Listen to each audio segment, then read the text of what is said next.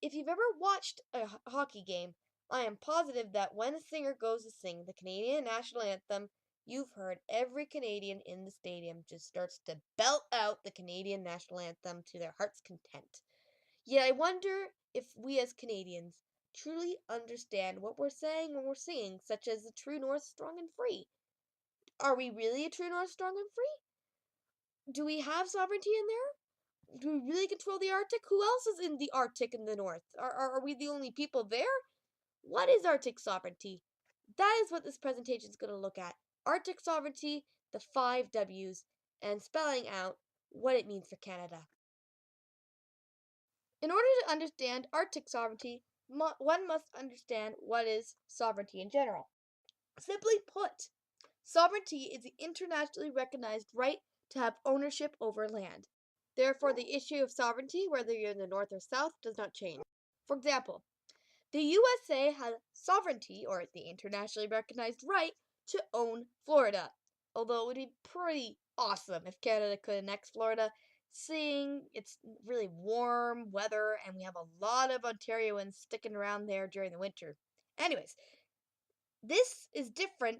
Meanwhile, security is different. Arctic security is the same pretty much as security, which is the ability to maintain and support the claim that a country is the rightful owners to a certain piece of land. So, who are the other Arctic nations? Other than Canada, of course. The other Arctic nations are Russia, Denmark, and the USA. In 1867, a nation was born. Canada became a country. Only 4 provinces at the time. It would change drastically by 1870 when Canada acquired and bought from the Hudson's Bay Company Rupert's Land, which is now many of the Western Canadian provinces, as well as our Arctic territories, which are now Northwest Territories, Nunavut, and Yukon. Russia, on the other hand, has a lot of land it acquired over the years, and the northern half of its country is, like Canada, in the Arctic. Denmark, well, itself, Denmark is not in the Arctic. Part of Denmark, or Denmark-owned land, Greenland, is what sits in the Arctic. While the rest of the U.S. is in the south, in 1867, the same year Canada was born as a nation, the U.S. bought from Russia Alaska and remains the USA's only claim to the Arctic. Arctic sovereignty is also not only the concern of Arctic nations, but also of native Arctic peoples who had lived in the north for over 3,000 years. There are also countries that have no connection to the north that are now for the first time interested in what happens in the Arctic due to global issues such as climate change, the discovery of oil and gas in the Arctic, and the possibility for an easy passage between Europe and Asia if the ice in the Northwest Passage melts. So, with all these nations and Arctic groups interested in the North, how is everything managed?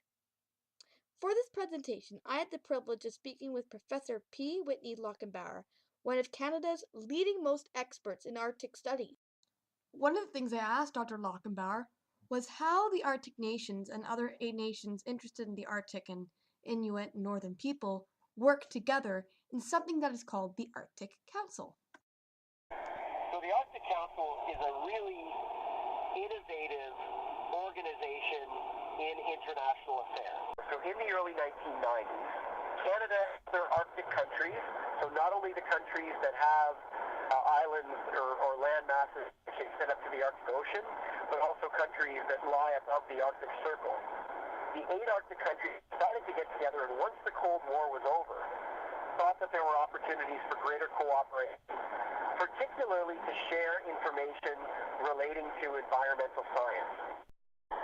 They also saw that there was an opportunity to do something really different, that around the table they would actually invite members of northern Aboriginal groups or Indigenous groups to actually have a seat at the table, not as voting members, but as people who had actual international weight. It's a place to go to share information. It's a consensus body, so you're never going to have split votes. Everybody has to agree not to disagree on something before it can go forward. and basically it's a chance to share information about what's happening in the Arctic. So one of the interesting things that's happening now, there's so much attention given to the Arctic internationally. With the ice melting, there's the possibility of the world actually being able to access Arctic resources, not only in terms of oil and gas and minerals, but also being able to use the Arctic as a way to shorten distances for sea lanes. There are a growing number of non-Arctic states. In recent years, we've seen countries like China and India applying for observer status at the Arctic Council. And their interest is really twofold. On the one hand, they recognize that climate change affects everybody on the planet. The second aspect of their interest is that they're interested in Arctic resources. They're interested in Arctic shipping lanes. Very recently, last month, a big meeting in Kiruna, Sweden, in which the Arctic Council accepted applications from China, Japan, India, and a few other countries to give them observer status at the Arctic Council. So they won't be able to vote on issues. They won't sit around the table and be able to craft the agenda like the permanent participants, the indigenous groups can, but they are going to be present in the room.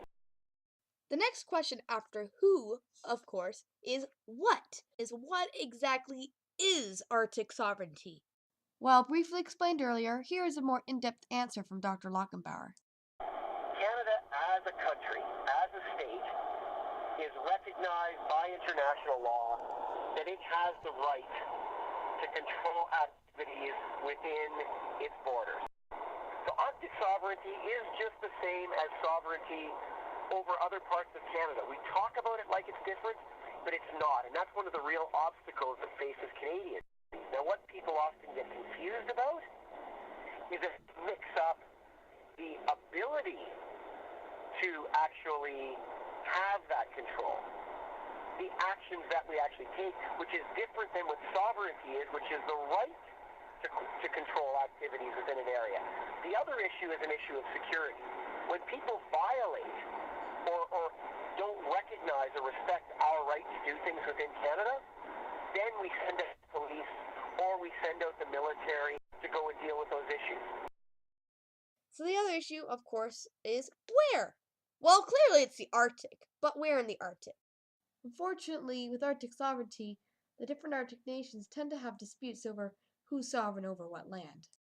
So the main ones being Canada and Denmark over the Hans Island, Canada and the US over the Beaufort Sea and Northwest Passage, and all four Arctic nations over who owns the magnetic North Pole. Out of all these disputes, the one Canada needs to pay the most attention to is the Northwest Passage. This brings us back to the question of when, so let's take a little bit of a history flashback. From the 16th century to the 19th century, the dream journey for an explorer was to find the passage that tied Europe and Asia together, the shortcut. This, however, was the Northwest Passage, which throughout that time period was frozen. However, there is now modern day and we have climate change. And due to climate change, in the next few years, ships will be able to travel from Asia to Europe through the Northwest Passage. Due to the Northwest Passage going straight through Canada, Canada, since the Mulroney era, has claimed the Northwest Passage as internal waters, and even made legislation about it, in order to protect ourselves. Yet is there an issue with the United States asking Canada to make the Northwest Passage international waters, seeing that they are right near the opening of the Northwest Passage? The issue is that international waters does not have the legislation that internal waters would. Internal waters means it has national legislation, and the country can actually prosecute those that come in and watch the ships coming in and regulate it so that the people on the Canadian land nearby and the US are protected. But with international waters, you can't have that same kind of legislation, meaning the requirement for checking on ship will not be the same level, which could be very deadly. In the future, terrorists could maybe possibly try to get into Canada through the Northwest Passage. This has made Americans concerned, and as Elliot Musil stated, she feels that the way to fix this issue is Canada and the US make a compromise. It's Canadian internal waters, but the US keeps their military in there to protect it. There's someone like Hubert who says we don't need the American military, but the Canadian military needs to stay in there to ensure it's, well, Canada's waters. Then there's someone such as Professor Lockenbauer who says we don't need the military in the North because we already have the Canadian Rangers.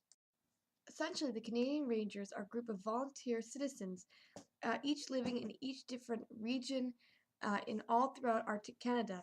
And these people simply are given pretty much a red sweater to say they're part of the Canadian forces and about 200 rounds of ammunition in order to fight off anyone if an emergency happens, but pretty much be the eyes and the ears of the Canadian military. And if they see anything fishy in their waterways and areas, they're able to report it to the Canadian military, who in no time will be able to fly up from the south to the north to help them out.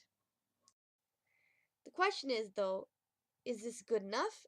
I'd have to say that yes, the Canadian Rangers have been effective.